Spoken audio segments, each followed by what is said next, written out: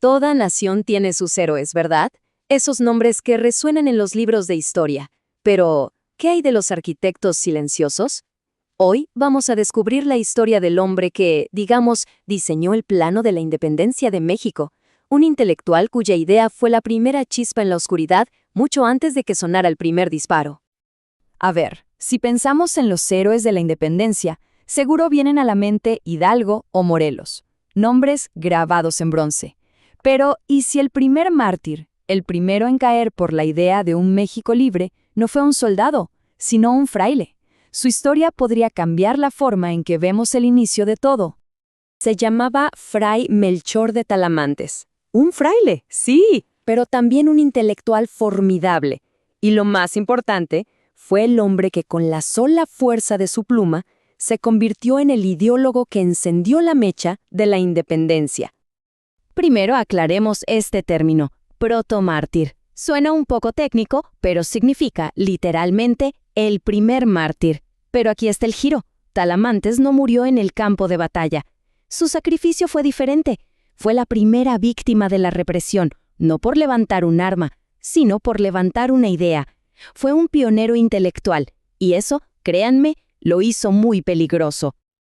Pero, ¿de dónde vino esta mente tan radical? Bueno, curiosamente, la semilla de la independencia mexicana fue plantada bastante lejos de aquí. La historia de Talamantes comienza en el Virreinato del Perú, en un ambiente que lo convirtió en uno de los intelectuales más agudos de su tiempo.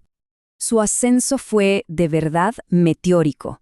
Imaginen, nacido en Lima, entra a la Orden de los Mercedarios siendo casi un niño. Y aquí viene lo increíble. Con tan solo 28 años, su inteligencia era tan deslumbrante que ya era asesor del virrey del Perú. O sea, estaba en la cima. Y no hablamos de un erudito común, ¿eh? Tenía un doctorado en teología de la famosa Universidad de San Marcos, y su mente estaba empapada de las ideas revolucionarias de la Ilustración, ese movimiento que defendía la razón y los derechos del individuo. Era un devorador de libros, pero también un orador magnético, de esos que atrapan con cada palabra. Entonces, ¿cómo es que este brillante peruano llega a ser el motor intelectual de la independencia de México? La respuesta es casi un accidente de la historia, una de esas jugadas del destino. Un viaje a España que por culpa de la guerra fue desviado, cambiando no solo su vida, sino el futuro de una nación. Desembarcó en Acapulco en 1799 y no tardó nada en hacerse un nombre. Su reputación como orador y pensador lo precedía, y pronto se encontró moviéndose en los círculos más altos del poder en la Ciudad de México. Y su ascenso no se detuvo. Rápidamente le confiaron tareas de una importancia enorme. No era solo un orador famoso, le encargaron una misión geopolítica crucial, definir la frontera con los Estados Unidos. Y lo más revelador de todo, se convirtió en consultor directo del virrey. Estaba literalmente en el centro neurálgico del poder colonial. Y es justo ahí, en la cúspide del poder, donde estalla la crisis que lo cambiará todo. Es el año 1808. Un terremoto político en Europa abre una grieta en el sistema, una oportunidad para una idea radical. Y Talamantes será quien le ponga palabras. Imaginen el escenario. El rey, la máxima autoridad, ha sido capturado. El trono está vacío. En todo el imperio español la gente se pregunta, ¿y ahora quién manda? Este vacío de poder fue el lienzo perfecto sobre el cual Talamantes pintaría su obra maestra. Para captar la magnitud de su idea, tenemos que hablar de soberanía. Es, en esencia, el poder supremo, el derecho a gobernar. Durante siglos, la creencia era simple. Ese poder venía de Dios y residía en el rey. Pero la crisis de 1808 planteó una pregunta explosiva. ¿Qué pasa si no hay rey? Y aquí viene la respuesta de Talamantes. Una idea simple, pero absolutamente revolucionaria para su tiempo. Él argumentó que sin un rey, la soberanía no desaparece. No, regresa a su origen, la nación, el pueblo. De repente, el poder para gobernarse a sí mismo ya no estaba en un trono lejano, sino en las manos de la gente. Una idea tan poderosa era, por supuesto, peligrosa para el orden establecido. Defender que el poder residía en el pueblo y no en los representantes de una corona ausente, le costaría todo. Su ascenso intelectual se transformó en una caída trágica. Así de simple y brutal.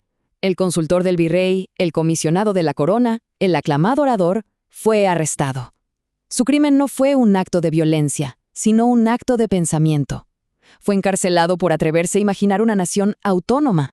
La ironía de su final es brutal. Su sentencia oficial era ser enviado a España para ser juzgado. Pero nunca zarpó. El sistema no necesitó un verdugo.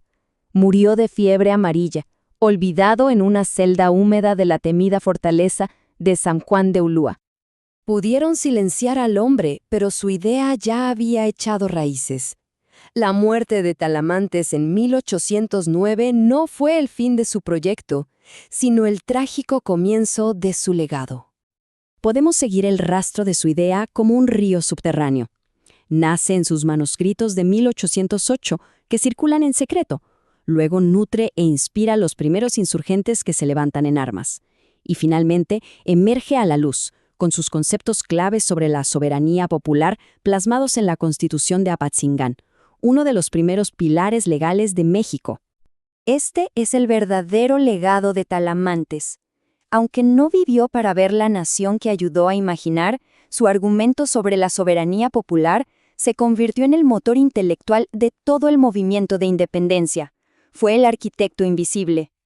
Al final, la historia de Fray Melchor de Talamantes nos deja con una pregunta. ¿Cuántos grandes cambios no comienzan con una batalla, sino con el coraje de una idea? Nos recuerda que a veces la revolución más poderosa no es la que se pelea con espadas, sino la que se escribe en papel.